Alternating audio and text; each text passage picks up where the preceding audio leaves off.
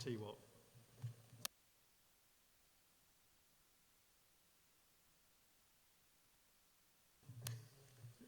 It's never easy.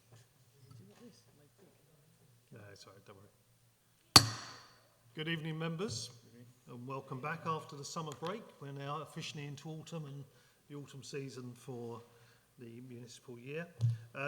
If we start with the webcasting introduction, I'd like to remind everyone present that the meeting will be broadcast live to the internet and will be capable of subsequent repeated viewing, with copies of the recording being made available for those that request it. By being present at this meeting, it is likely that the recording cameras will capture your image and result in your image becoming part of the broadcast. You should be aware that this may infringe your human and data protection rights. If you have any concerns, please speak to the webcasting officer. Members, I shouldn't have to remind you after all this time, but when you're speaking, press your button, and when you're finished, press your button off. Apologies for absence. No apologies, Chair. Thank you. Any declarations of interest? No? Okay. Minutes of the last meeting, can I take those as being agreed? Agreed. Thank you. Any additional reports of portfolio holders? No? Okay. Thank you very much. Public questions and requests to address the Cabinet. Mr. Henry. Yes, Chairman, we have one question from a Miss Charlotte Rose. Thank you very much. Could I ask you to read the question, then Councillor Holly Whitbread will give the answer. Okay. This is pertaining to the Afghan Vulnerable Persons Resettlement Scheme.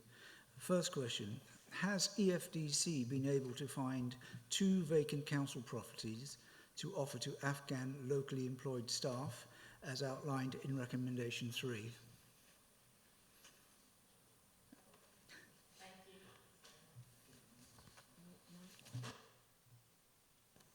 Thank you, Chairman, and thank you, Adrian, for reading out that question. We have identified 2 void properties to be used for Afghan locally employed staff, and they have been recommended to Essex County Council. It's expected that these properties will be ready for the beginning of October for families to move in. Thank you. And the second part of the question, will the council be seeking to engage with local private sector landlords, estate agents and temporary accommodation platforms like Airbnb and Spare Room to see if any of them would be able to provide properties in the coming months for refugees arriving as part of the Vulnerable Persons Resettlement Scheme? Thank you, Chairman. And the answer at a district council level is no, we will not be engaging with the private sector.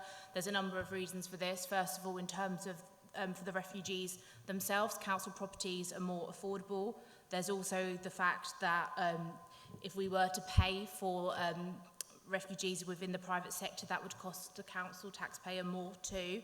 Also, but I would say that Essex County Council are engaging with the private sector, and I'll double check the full facts of that for the minutes, but that is something they're looking at county level. Thank you, Chairman. Thank you. Thank you very much. Thank you, Councillor Whitbread. Okay, moving on to item 7, the report of overview and scrutiny. There hasn't yet been a meeting of overview and scrutiny, but Councillor Sartin, who has made her apologies for this evening, has asked to make you all aware that scrutiny has been moved to the 12th of October. Councillor Murray. Yes, I didn't realise the opportunity to ask the question unless it was done for private and personal reasons. We never actually got a reason for why the meeting was changed, which I did think was a bit odd. Is there a reason that can be shared? Yeah, thank you, Councillor Murray. I personally don't know, but I don't know if the Chief Exec could answer. Members, I believe it is the availability of the chair.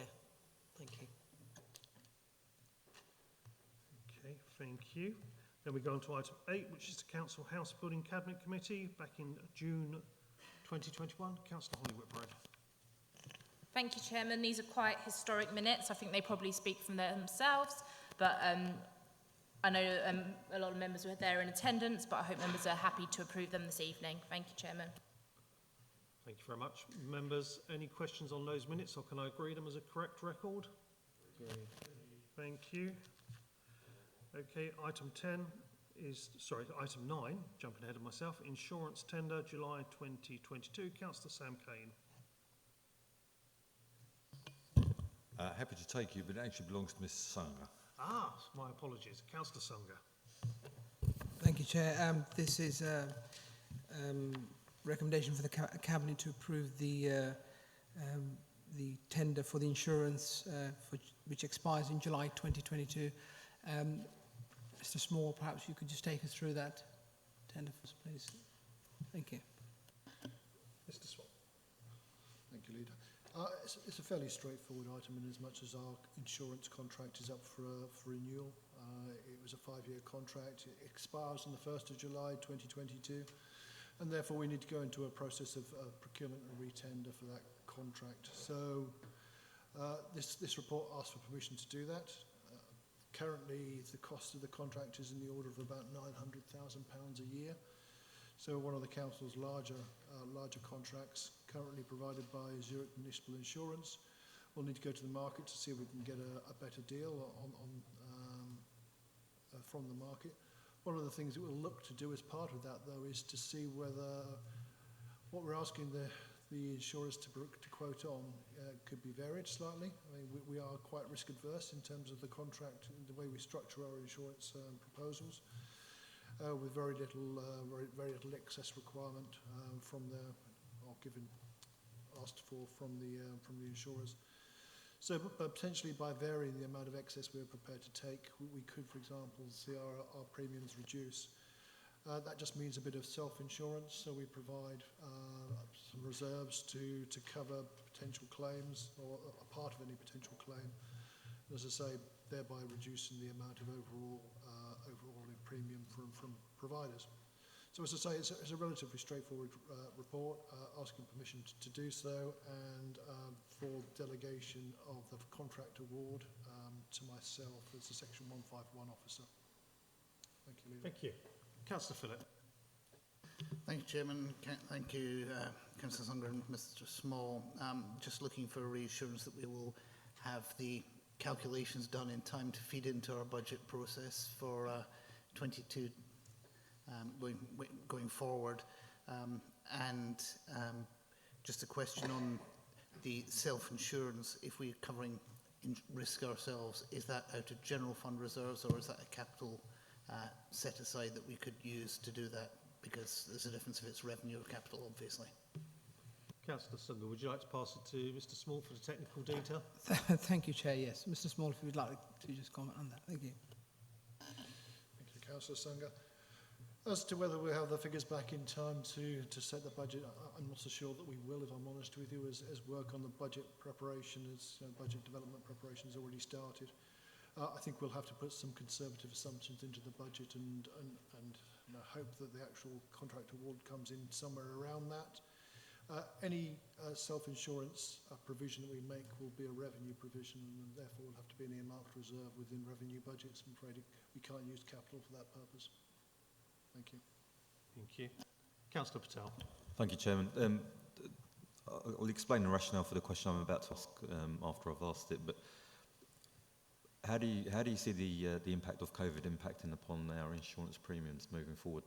And the reason I ask that is that the length of the contract that we're looking for is for 3 years.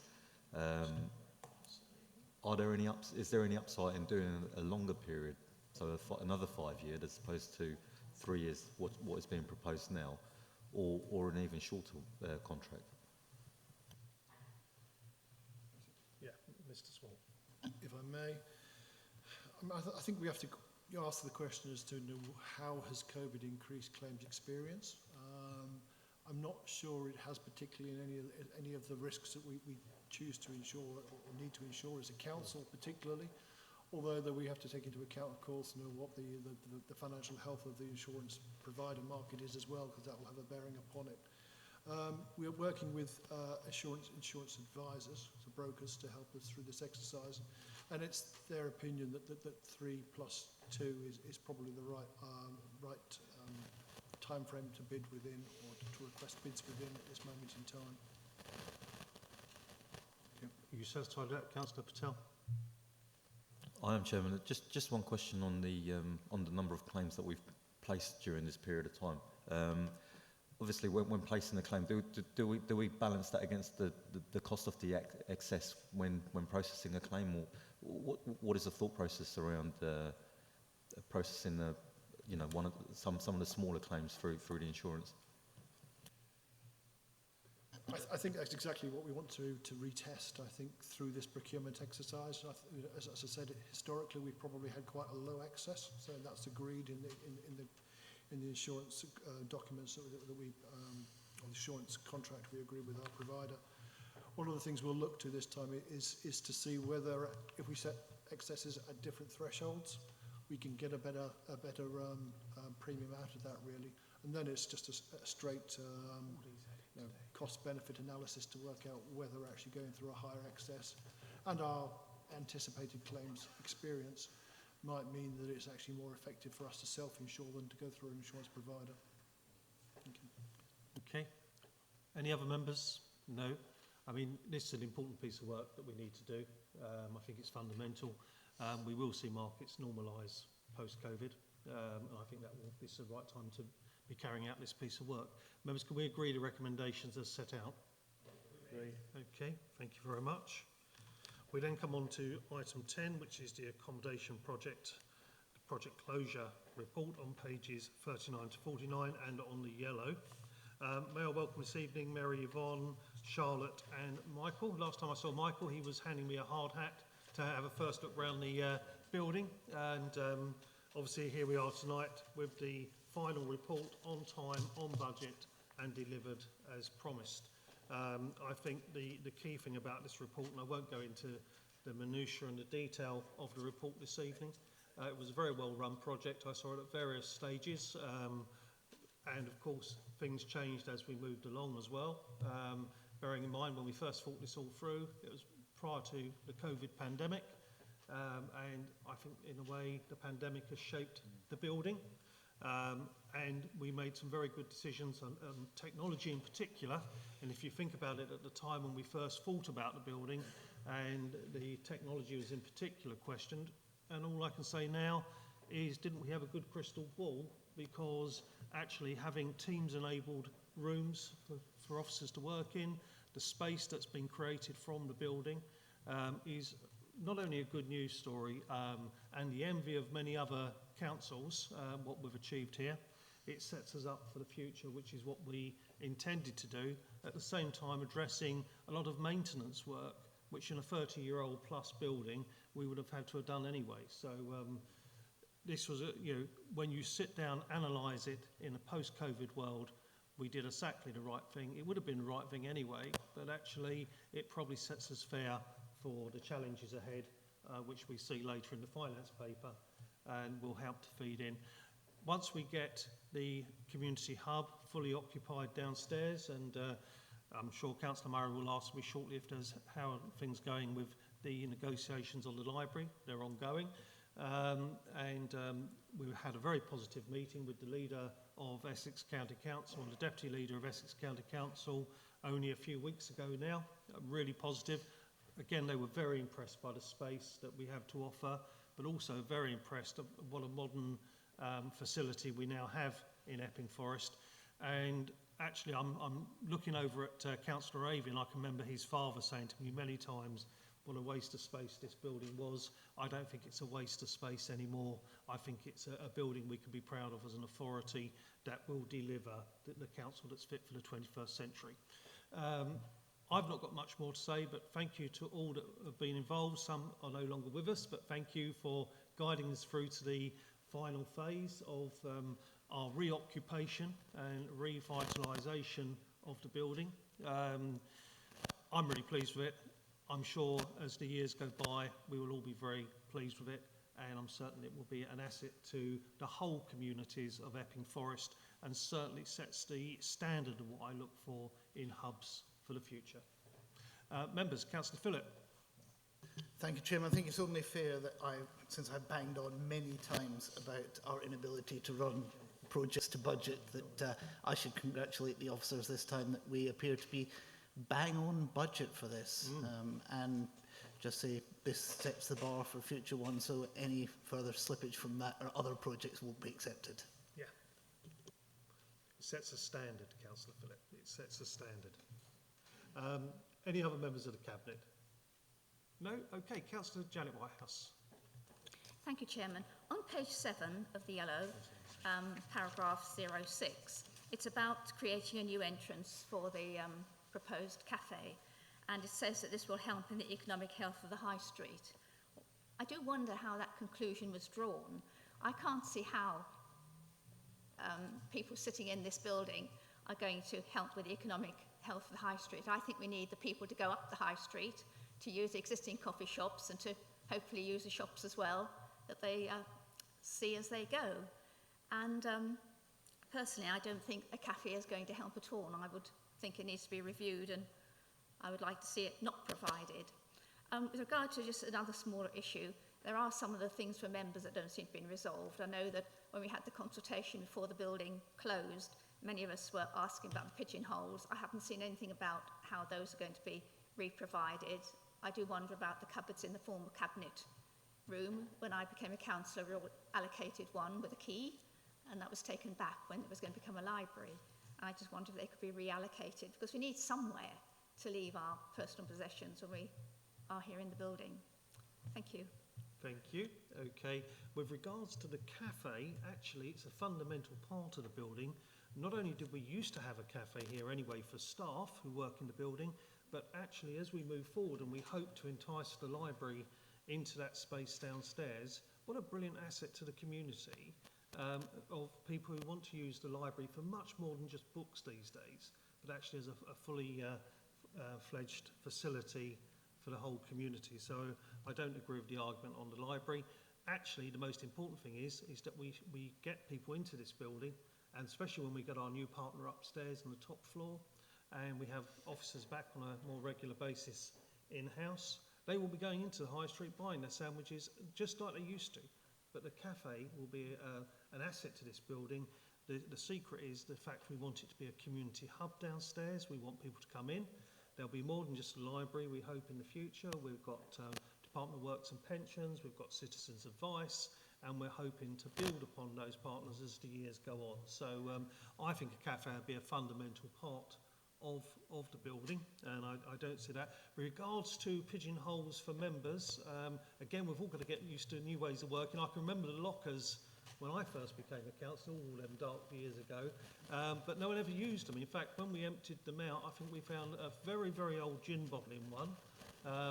Can't remember which number that was. It should have been a lottery prize, and there were some very odd remainders in the others. Obviously, members used to spend a lot of time here and get changed regular in the past, but I'm sure that one of the officers will comment upon that, or the chief exec, or we will come back to the member with them details. I will come back to you, Councillor Whitehouse. I've got members of the Cabinet who wish to speak. Councillor Whitbread. Thank you, Chairman. And I should have commented previously, but I just wanted to comment on what a great modern use for the building.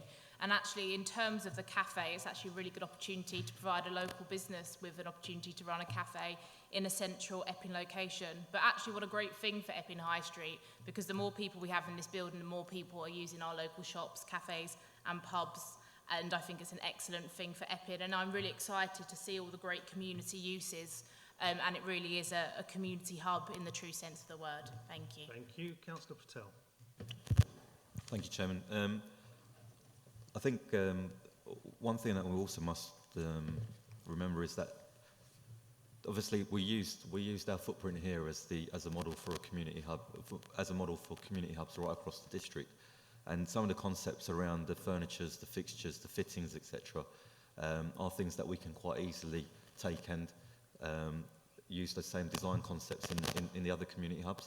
So actually, we did an exercise. We did it right once here, which will save us money when we come to fit out other community hubs across the district, which I think is something that we shouldn't forget or miss. Yeah, good point. Councillor Sumga. Yeah, thank you, Chairman. I totally agree with my two colleagues here. Having a CAF is an opportunity, really, for residents and local businesses to network, and it's a great meeting point as well over a cup of coffee or a cup of tea. But most importantly, we're going to be supporting our businesses that are going to be operating from our offices here. I welcome this report and I fully support it. Thank you, Chairman. Yeah. Thank you. Both really good points, and I think that is this the model for all community hubs? All depends which partner you're working with, because sometimes it won't be us providing the hub, but maybe some of our larger towns and parish councils may wish to have a hub that they work from, and we may have a memorandum of understanding that someone who works in, say for instance, Buckerstill Parish Council might one day want to work within the civic offices here, and vice versa, one of our officers might want to work in Buckerstill Parish Council. I see hubs as that bigger picture for the future, spreading it around. Councillor Bedford. Thank you, Chairman. I think also, members, you need to remember, if you look at the crate development down towards Debden there, the hub there has been key to keeping those businesses together. It's given a place for meeting, place for discussions. They interact between themselves. And I'm hoping, and I'm sure it will happen, that the people coming into the hub are going to be doing exactly the same thing here. And it's a prime example, the crate development, it works. Thank you. Thank you. Councillor Murray. I agree with much of what has been said, and I think former Councillor Lee Avery's comment about the old building was very apt. From the moment it was built, and I was party to that saga, not party to it in the sense of I supported it. I thought it was an unnecessary waste in many ways, so I'm glad I had that in common with Councillor Avery's late father. I agree with much of what has been said, but I don't think the Cabinet has asked some of the hard questions that need to be asked. I don't think everything in the garden is as rosy as is being portrayed. I can see arguments either way as regards the cafe, so I'm kind of non-committal on that issue. The two areas that concern me the most are, I'm not convinced that that's going to be an adequate library space. I mean, you tell us the Essex bigwigs have come down, but they're happy with what they're proposing for Loughton, and I haven't met a single person in Loughton that's happy about it. I'm not convinced that that space is going to operate as a... It will operate as a library, of course it will, but whether it will operate as a satisfactory library for the town the size of Epping and the hinterland to Epping, I'm really not convinced. And my second one, I can really only kind of judge it on contracts that I've had, not a professional dealing with, but large school projects and so on that I've had dealings with that run into millions of pounds. And it is difficult to judge, but I look around and I see what's been done, and I know there will be stuff that's been done that I can't see, infrastructure and so on, but I do just ask myself where the £8 million has gone, because walking around you can't really see it. And just remind me, Chairman, how many tenders did we actually get for this contract? Because you know, my gut reaction is that we haven't had value for money, but I can't prove that. But I remain convinced, and I'm still pretty unhappy with the tendering process. But if you can remind me and the Cabinet how many tenders we got for this contract, please. So, you know, 80% happy, but I don't think it's our job just to be gloss over some of the more difficult questions that need to be asked. Thank you, Chairman. Thank you, Councillor Murray. I think 80% happy is not too bad from yourself, because I'd expect you to be very, very scrutinising of what's before you this evening, and it may well be that it ends up in the select panel for further scrutiny, if so desired, in the future.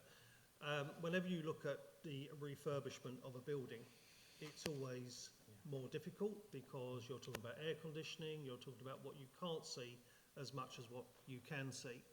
I can tell you, I think if this was done again today, in the backdrop of a changing world that we're in, with escalating material cost, escalating technology cost, this would have been a lot more than what it actually is on this paper this evening. And that's where I said we were lucky to have a good crystal ball, because we judged our timing right. And even if we had done what was required to bring this building up to standard, because we had issues with the air conditioning, still got issues in here with some of the wiring by the sounds of it, but we had wiring that had to be addressed. We had a whole range of different fixtures that would have been done anyway, and actually we took advantage of that to make sure that we created a new space fit for the 21st century. We can agree to differ over the library.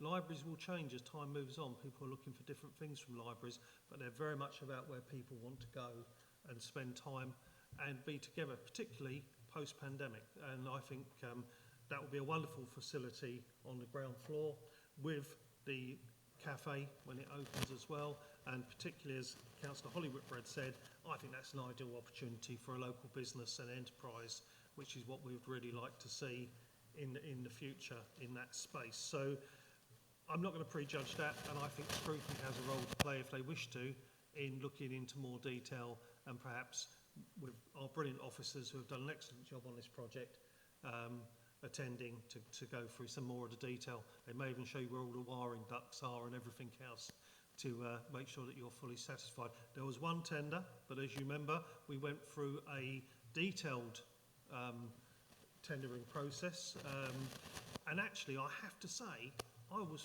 very impressed by the company that took on this tender, because the thing that really struck me was, as the pandemic took hold, was how they organised the actual body of work that needed doing here. I came around on a couple of occasions and they were so COVID secure. They did a first-class job, and bearing in mind during all that time they still had to face up to the challenges of the pandemic themselves. I'm sure they had staff who probably contracted COVID or had to go into self-isolation, and had the same stories to tell as everybody else. So again, it's another reason to congratulate the actual company that delivered this for delivering it on time. You know, that's quite a task in these times we've gone through, and I don't think when we look back on the history of the past couple of years and review all the things that have happened, I think that's another added plus to the delivery of this building on time, on budget. And despite the fact there was only one tender, I think when you do your actual analysis of the contract and the cost of what's involved, you'll find that it was good value for money. And I also draw members' attention to, again, the fact that you've got a technology-suited building.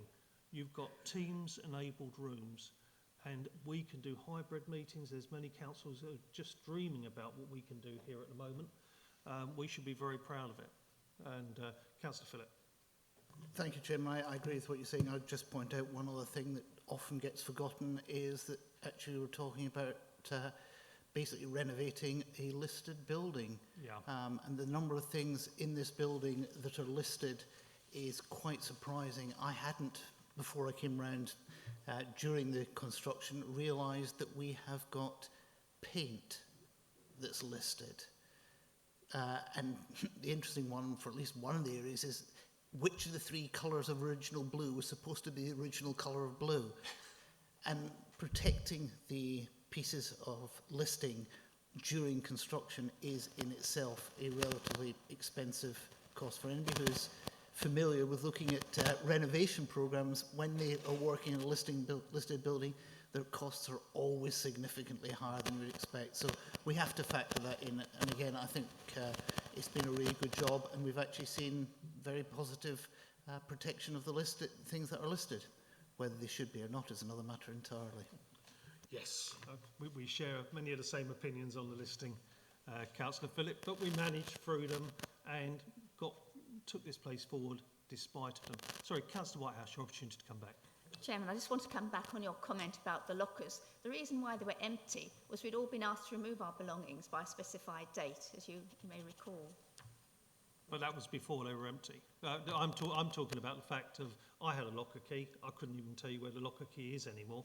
And I think most members never ever used those lockers. In fact, most new members would never have even known they could use the lockers. I'm sure Councillor Phillips nodding at me. Councillor Patel now feels that he's been sold short by not having a locker. Councillor Patel. Yeah, I was completely unaware that we were actually had lockers, but I know about the pigeonholes, but not lockers. Sorry, the question I wanted to ask, and it's probably something that we can only revisit in time. This project was great at bringing forward new concepts, new design, but also as well about making the building more energy efficient. And I think it's really important.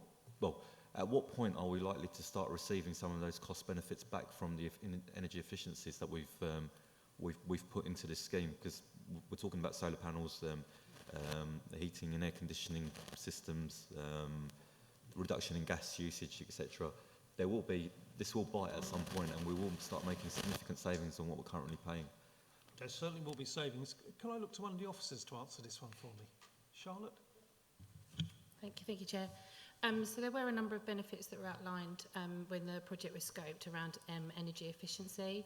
Some of those are already being realised now, but they're only just starting to be realised. So there will be a period of time before we start to see those back in terms of cashable benefits. An example, the boilers have been replaced, so we're expecting that they will estimate around a £10,000 per year saving, but we need to wait to the end of the financial year maybe before we can start to pull some of that detail in. Some of the others are in progress, and we are setting up a working group where we can continue to monitor the benefits of the project, so we can look into those and report back as and when required. Okay. Any other members? Members, this is the wind-up report for Cabinet. I'm sure Councillor Murray may ask a select panel to have a further look at it in the future. And I'm pleased that we're going to be doing ongoing reviews of the building. Just to remind members where we are, we have now consolidated ourselves into one building on one floor effectively, with other spaces that we're using. We've created a brownfield development site for the future, therefore protecting greenbelt areas around the district in order to achieve that. We have got partners involved, and we continue to work with partners to be involved. We've achieved everything we set out to achieve. We have a modern, efficient, Grade 2 listed building, as Councillor Phillip has reminded us, and I believe that the officers and the teams and the company that delivered on this should be congratulated for being on time. And of course, as Councillor Phillip was most happy about, on budget. I recommend this report to you and the recommendations. Can we agree those recommendations? Thank you. Item 11, Financial Planning Framework 22-23 to 26-27. Councillor Phillip. Thank you, Chairman.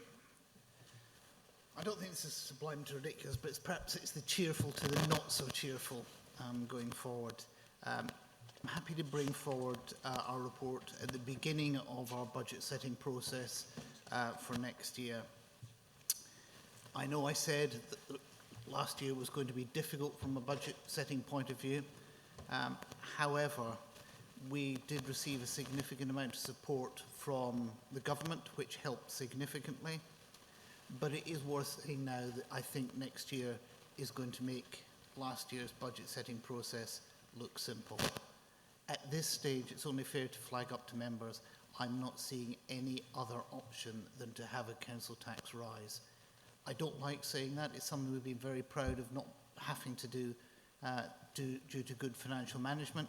However, the whole combination of circumstances are putting a significant pressure on our budgets. As members will remember, I brought the accounts for 1920 to full council, and that has a knock-on effect in terms of our balances. Adding to that, the impacts of COVID also have an impact on our reserves. We do have an aim to maintain our general fund reserves at least £4 million. That is getting very tight. We're already looking from the finance department point of view of what's going on in the council this year, trying to be proactive to reduce the pressure on the general account. So, Cabinet colleagues, for your own departments, can I encourage you to look at all your expenditure and all your revenue generation to try and move those in the right direction. It is going to be hard. We don't want to cut things that we don't have to cut.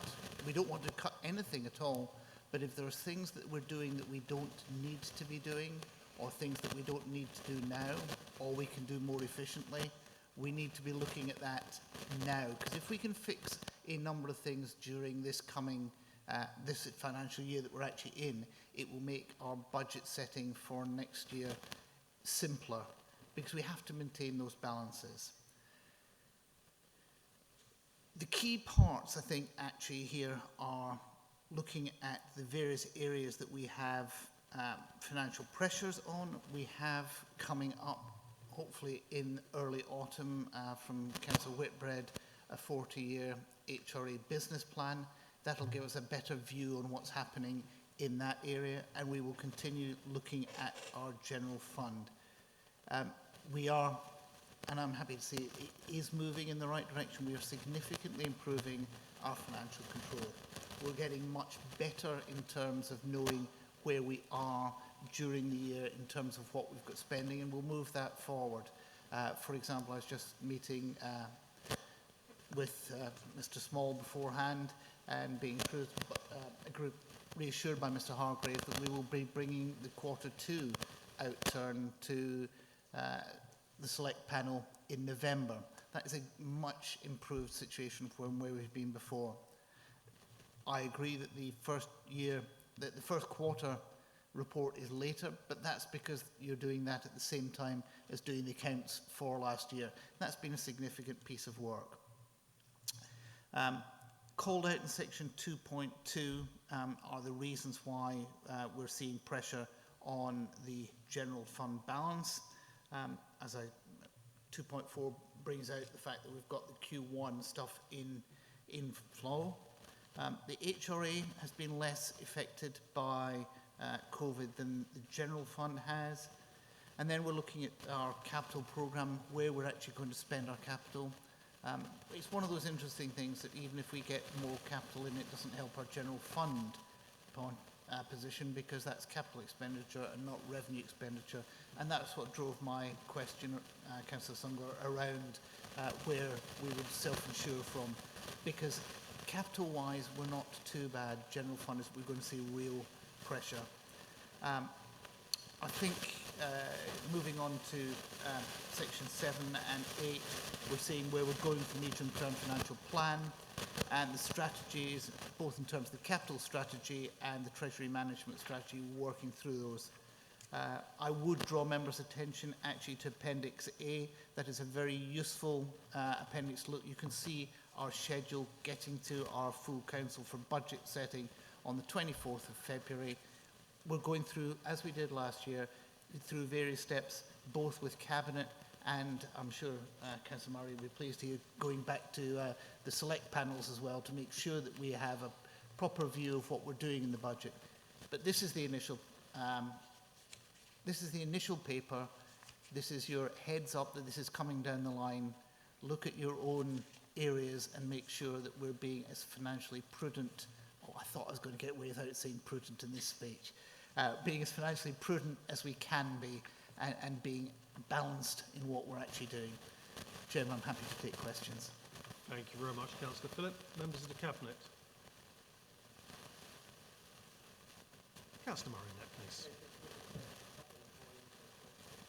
Just a couple of points and a question. When I read this, then I read it again, it did come as a bit of a shock to me that it was going to be as difficult. It really is going to be as difficult as you say it is. You're not kind of overstating it for to get Cabinet colleagues to really look at their budgets. I mean, when I read this, I really feel we're going to be in line for some really difficult decisions. And would I be right in thinking the question I've got is in terms of kind of member involvement in terms of what services it might impact. It's that 6th of December meeting, and that part of the timescale that is the key one in terms of actual decisions of what might have to be cut or and whatever. Have I understood that correctly? Thank you, Chairman. Thank you. Councillor Phillip. Thank you, Chairman. And can I reassure Councillor Murray, no, I'm not the boy who calls wolf to my cabinet colleagues on this one. This generally is going to be, it is going to be difficult. It's a whole combination of things coming together, not least the COVID pandemic, not least the accounting adjustments that we've had to make. There are other things that play in as well in terms of we were hoping to have been a new form of revenue support from the government by now, but that's being carried forward. We were looking to have the business rates retention in place by now. That won't be in places either. So it's all falling together to make things really difficult. Yes, in terms of various places, I would call attention not just to the 6th of December Cabinet meeting, but also the 8th of January Stronger Council meeting. But again, I'm going to speak in cliches there. My door is always open. If people have got suggestions about where we can make significant savings, do things more efficiently, or my preferred approach, generate more revenue. If there's things that we can do to do things better, get more money in, spend less money, come and speak to me. I'll listen. I may not agree, we may not do it, but I'll certainly listen to what's there. This is a problem we've all got. We are fortunate at this point. We are the lowest council tax authority in Essex. I want to keep us doing that. I don't want to have to cut services. I want to try and be able to do this in the most efficient way that we can and minimise the burden that we have to put on our residents. Thank you. Councillor Whitehouse. Thanks, Chairman. Yeah, if I may, two things. I mean, clearly the way the money that comes in and goes out from the council has altered quite dramatically in recent months due to A, the pandemic, and B, the relationship with Qualis. And I think it'd be really helpful if, when it gets to the Strong Council Select Committee, there's a really clear setting out of the sort of variations of environments which have happened, so members can see how the situation now is different to the situation when it was discussed at the budget setting meetings and before that. Because unless we're very clear how the budget has changed, it's then difficult to make decisions on what should be set for future years, and there have been a lot of changes. And the second issue, picking up on the section about the capital programme, bottom of page 54, I mean, the stated purpose behind the expansion of the capital programme is to improve future revenue receipts. And I think we need to be very clear in the medium-term strategy, perhaps in more detail than we usually get with the medium-term financial strategy, about to what extent the revenue impact is permanent and to what extent is effectively a cash flow or phasing issue, and it's money being spent up front, which will come back to the council in the medium term. Thank you. Councillor Phillip. Thank you, and I'm fortunate I've spent some time with the finance team going through, for example, the first quarter outturn this year, and the major thrust of that paper actually, Councillor, is where we see deviations from what we had in the budget and why we saw them. Some of them we're expecting, some of them we're not expecting, at least not as much. I mean, a good one sitting next to Councillor Avey would be the waste contract. We're seeing pressure on the waste contract, but that's not surprising because they're collecting a lot more waste because people are working from home. They've had to modify their working practices because of COVID. So it's not surprising, it's different, and we're not that far out, but it is a difference, and that does add up. So we will be calling out where we see differences between what we've budgeted and what we're actually doing. And yes, capital, invest capital for revenue, and it's a good way of doing things. We do have to remember that that can come in more than one way. We can do things by spending capital that generate direct revenue. So a great example would be the second floor of this building, where as a result of what we've done, we've been able to get a lease to a Regis franchise. That will bring in a significant amount of direct revenue. Other parts are things like redoing the heating. That will show more in savings and direct revenue. So we need to balance very sensibly what we do with our capital projects, and we will be very rigorous at looking at those capital programs to actually get a return on our investment. And it comes back to what I was saying. I would much rather get out of the difficulty around the pressure on the general account by generating revenue, and if there's good investments we can do to get a good return on investment, much in the same way that Qualis look at construction and look for a particular return on their investment. That's what we're looking to do. If we can invest some of our capital, generate revenue, reduce the pressure on the general account, I will look at that very favourably. Thank you, Councillor Phillip. Councillor Patel. Chairman, I'm just asking for a bit of clarification here. Just looking at the general fund balance and the pressures that we're likely to have moving forward. It's quoted in the report on page 50, second paragraph down, that due to a series of year-end accounting adjustments and reserve movements, for example, to fund previous commitments to the DDF, the general fund balance is likely to come down. Those what future what those commitments that we've had in previous years, how much of that is likely to impinge upon us now for this year moving forward? Is it likely to carry on? So are we likely to have ongoing costs to the drawing on the DDF moving for this new fiscal year, or are there likely to be other drains on it in a similar light? Councillor Phillip. I think the quick answer to that, Chairman, would be yes and yes. DDF is there for where we're doing essentially one-off activities. That's what the District Development Fund is there for. Once you start doing something on a regular basis, you have to move it out of DDF into your continuing service budget. So we do make commitments to spend DDF.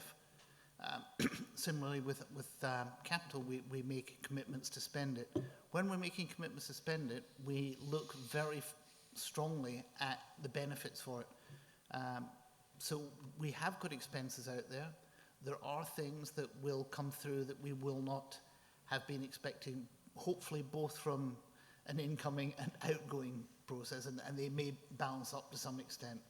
But if we knew all about them, we'd call them out up front. But those DDF commitments are ones that we do know about, and things like the accounting adjustments, I did go through them in fairly great detail at Council when I brought forward the accounts for the year before last. Thank you. Councillor Silver. Thank you very much. Thank you, Councillor Phillip.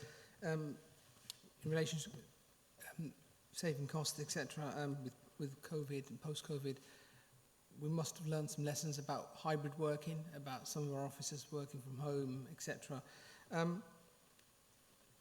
Have we looked into, I'm sure we have, about job sharing and sharing some of our services with neighbouring councils? Thank you. Chairman, we already have a number of services that we do different things with. For example, our internal audit service is shared with Harlow and Broxbourne. We have looked at various other areas that we can do things with. But what I would say is, again, coming back to you and your colleagues, you've got the services that you're running. You look at where your services may be better shared or not. Look at where you can offer your service to another council and bring some revenue in. Very happy for all of those to happen. And yes, we have learned we are doing things differently. As the leader said earlier, we've got down to essentially one floor in one building from 3 floors in 2 buildings. That's a significant improvement. That alone helps us significantly. When we get our tenant in on the top floor, that they'll be responsible for rates for that. That's a saving for us, as well as other things. So yes, we're looking at all those things. Thank you. Okay. Members, this feels very much like waking up after a good Saturday night on a Sunday morning, when you see the current financial position that we find ourselves. But we're not unlike probably every council up and down this country at the moment, with our challenges that we all face. I think the paper and Councillor Phillips' presentation of the paper sets out an honest opinion of where we are today, but we have got a medium-term view, which is important, and I think Councillor Phillips sets down to us all the challenge that's ahead of us, which is to rethink the way we do some things, and it's about our operating model as a council in many ways. I've always said to you, transformation isn't just for Christmas, it's for life, and we are going to have to go through more transformation and more change in the way that we deliver services. That can be in some of the areas that we deliver non-statutory services differently in the future. But we're always up for a challenge, and I've always said to you, I put protecting frontline services and keeping council tax low high as my priority, and we will continue to fight to achieve that, but it will be challenging. The pandemic has gone on for a second year. Government has been good during that period with the grants that it's given for us to distribute to businesses and across different sectors. But we are now coming to the end of that period. Furlough ends at the end of September, which brings in itself more challenges to us. But we can deal with these challenges. The good thing about Epping Forest is we are in a stronger position than many other councils our size. And we have opportunities. We have an airfield where we are currently doing a master planning exercise for the future, and that can help us to drive revenue in the future. It's not going to happen overnight, but it is part of an ongoing longer plan for the district. We've also got Qualis, heavily criticised in some quarters, but Qualis actually will, in the end of this medium-term strategy, start to pay off the dividends that we require for the future, and we need to get behind it. So there are lots of changes we can still do. There is lots we can do to make sure that we keep to our ethos of being a low council tax authority and protecting frontline services, but it's time to go to work. This autumn, this budget process, as Councillor Phillips has said, requires us all now to buckle down and start moving forward. Councillor Murray. Sorry to come back, Chairman, but one point I forgot, and then what you've just said raised another question. If there's pressures on the general fund, please resist the temptation of doing anything that, I mean, it will be legal. I wouldn't suggest that we would do anything illegal, but please don't do any monkey business with the HRA. Or if you do, make sure it's really clear and members decide whether, but I know that it's legally really protected now, so because I have witnessed things over the years that were legal, but whether they were acceptable in any other sense of the word would be debatable. So, you know, no funny business with the HRA. The other issue is a question. If councils are under pressure, which they are, is there, from your county perspective, is there any chance that what was on the horizon pre-COVID and COVID had put pay to it, councils merging and so on, is that going to be back on the agenda, do you think? Because a number of district councils in Essex is quite large. I mean, no larger than probably any other county. But do you think merging of councils and so on is going to be driven by financial reasons and is going to be back on the government agenda or not? Doesn't appear to be at the moment, Councillor Murray. What's on the agenda at the moment? Robert Jenrick wrote to councils back in July, I believe, if I remember rightly, setting out that councils can go forward with ideas if they wish to. But I think probably what he's more mindful of, and he doesn't want consultants involved or the cost of consultants involved. But I think it's sensible, and Councillor Phillip touched upon it, to have discussions with other authorities. Particularly, we work closely with Harlow and East Herts through the Harlow Garden Town project. There's a lot of synergies that we could use with other authorities. We've had discussions with Brentwood, we've had discussions with Harlow. They're ongoing discussions, and I would recommend to anybody, if there's an opportunity of partnership working that drives savings or revenue, then we should be looking at it at this moment in time. But I don't think there's any big drive. What I'm hopeful of is that the key buzzword from government now is devolution. And I see that as a two-way street of opportunity, both ways. And I think that's key in what's coming. But as I say, what underpins everything that we're going to try and do as an authority and as an administration is to keep protecting frontline services, maybe in different ways of providing, but we're going to do our best to protect frontline services whilst keeping council tax as low as possible. Councillor Phillip, like myself, guards that having the lowest council tax in Essex as one of our priorities, but providing those services our residents care about come first. And I think you'd agree with that, Councillor Murray. With regards to the HRA, over the years there's been bits and pieces done, but actually we're really proud of our housing situation, and I think the housing portfolio holder will be chasing me around the kitchen if we were to do anything. Chairman, if I could just come in on that one and flag up to but before the housing portfolio holder as I go at you. And just point out that, as I said when I was presenting the report, we have got the 40-year business plan coming forward. That will be governing what we do. We wouldn't be looking to do things outside that. There is obviously the approach to be sensible about where things lie and where the benefits of those come, but I'm not playing fast and loose with them. No. Good. Sound approach to finance as always from Epping Forest. Members, can we note the report and the recommendations contained therein? No. Thank you. Okay, then we get on to item 12, Qualis Quarter 3 Monitoring Report. Councillor Phillip. Thank you, Chairman. I'll try and keep this fairly quick. It's a Quarter 3 report which we bring forward each quarter.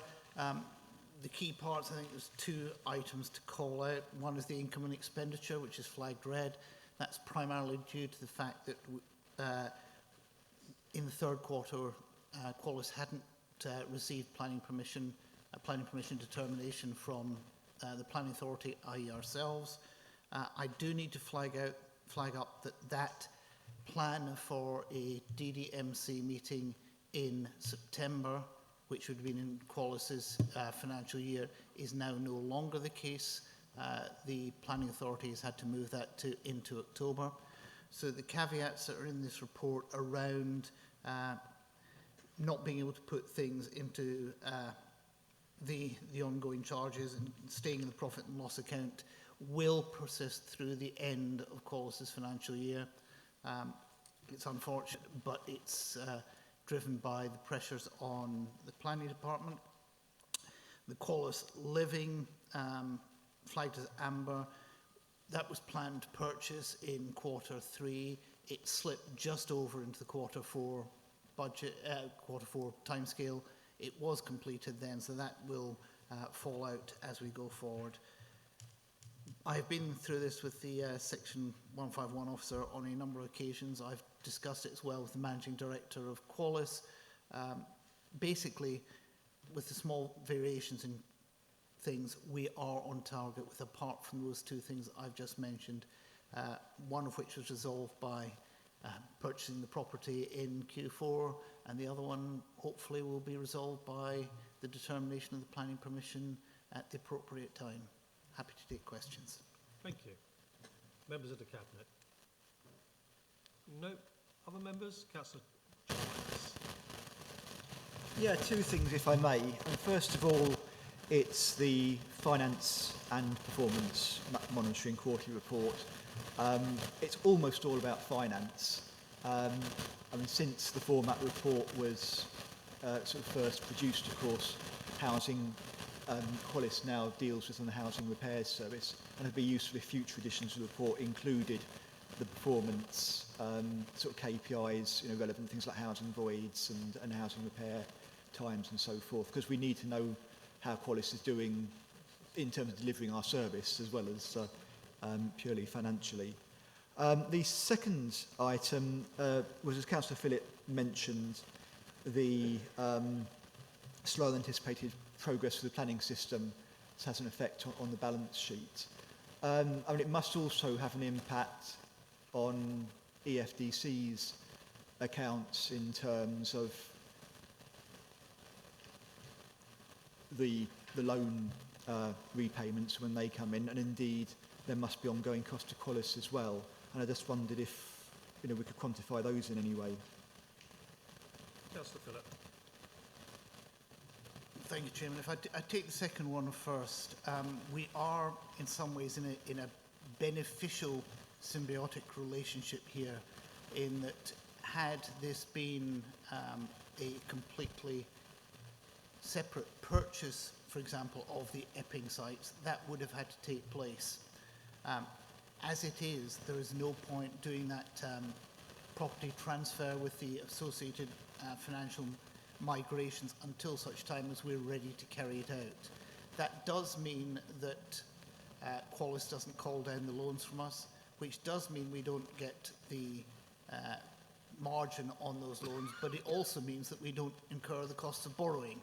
So that all balances out, and Councillor Whitehouse will see as we go forward into our Q1 outturn references to those effects carrying forward. In terms of KPIs for housing repairs, etc., I would personally think that they're better suited to sit in the housing portfolio area, because after all, the housing department is the customer for that particular service. This is more looking at Qualis's finance and performance, not the performance of the various parts that we choose to carry out. Looking at it from that point of view, I would fully expect Councillor Whitbread to be reporting probably to a scrutiny panel this year, and I think she's already committed to do this with the performance of the housing repairs service, and that's where I would see that going rather than in this quarterly report. Thank you. Councillor Whitbread, did you want to comment? Thank you, Chairman. Just to confirm what Councillor Phillips said, that I believe it's going to Community Select Committee at some point for discussion, and I think that's a really important thing to do. And actually, I have regular meetings with Sasha and the Qualis team to get updates about how the performance is going. Thank you. Thank you. If I can... Councillor Whitehouse. Yeah, I mean, the important thing, I think, is that information comes to members. I'm not particularly concerned which channel it comes beyond. Although I'd point out, the successful performance of the contract includes all aspects of the contract. Otherwise, we're just getting arguments between effectively two different arms of the council's operations. So I think it's important that somewhere in the council we know how it's performing in non-financial terms, because after all, it's our tenants who either bear the brunt of the underperformance or benefit from good performance.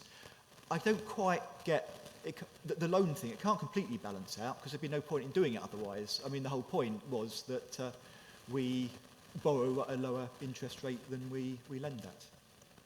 Councillor Phillip. Councillor Whitehouse is correct. Let me take his first comment first. I think both Councillor Whitbread and I have indicated that we meet regularly with the Qualis team on this and other aspects. The report on the performance of the service will come into scrutiny. I think we can put a big tick against that one and say that was dealt with. We've answered that question. And yes, we don't, as far as the loans are concerned, we don't have the margin, as I referred to it, coming in. That is true. That is an impact on us, and that will be called out in the Q1 monitoring report.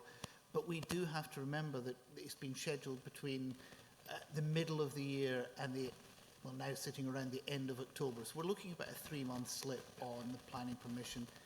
That is unfortunately not unusual in large schemes which have to have a lot of work done on them to make sure when our planning colleagues bring it forward, we have a fully formed report with all the information that's required. I'm relatively confident that the work is being done both on Qualis's side and on the local planning authority side to make sure that we get a report forward in as good a form as possible to allow us to make the right decisions. And I think we're all eagerly looking forward to being able to start work on the sports centre in Epping and make sure that we've got something new for our residents that's definitely looked for and will be a real asset to the district. Absolutely. Thank you, Councillor Phillip. Councillor Murray. Yeah, thank you, Chairman. I'd like to just explore a couple of things because I think they are certainly the things that the public would expect some scrutiny and some questions about tonight. And I do kind of have some understanding of my own strengths and weaknesses, and this isn't a particular strength, understanding this kind of report and how it operates, because it's outside my kind of professional experience. But obviously the thing that I focused on when I saw this, and it actually hits you stronger on the iPad because of the colour, is the item on page 65. So I just want to ask the portfolio holder, is my kind of understanding correct? So in the business plan for Qualis, at the end of the third quarter of the second year, they were anticipating or expecting a profit of, let's say, £250,000. We've got the precise figures, slightly higher than £250,000. This is now telling us that the actual is a loss of 1.1 million. That in itself sounds quite alarming, but actually if you read paragraph 3.4, it kind of gives you the accounting reasons for that. And is that really all it is, in the sense that is what you've said, because they haven't been able to get planning permissions for things, they haven't been, it dictates where it goes into the accounts, and it also goes on to say that they've had a delay acquisition of the third commercial property. So that's one question. Have I kind of understood it right? What appears to be alarming actually isn't very alarming when you read the explanation. And then I just have a question on the third acquisition. Can I kind of just be reminded where it is? For some reason I've got Coventry in my head, but that might be completely wrong. I don't know why I've got Coventry in my head, but I have. And it says on the bottom of page 61, paragraph 4.3, that the signing of it is imminent. Has that now happened, or is it, how imminent is imminent? Thank you. Councillor Phillip. Thank you, Chairman. And yes, I can reassure Councillor Murray, I think he has got that right. The issue around the planning permission effectively means it varies which pot you put your pennies in.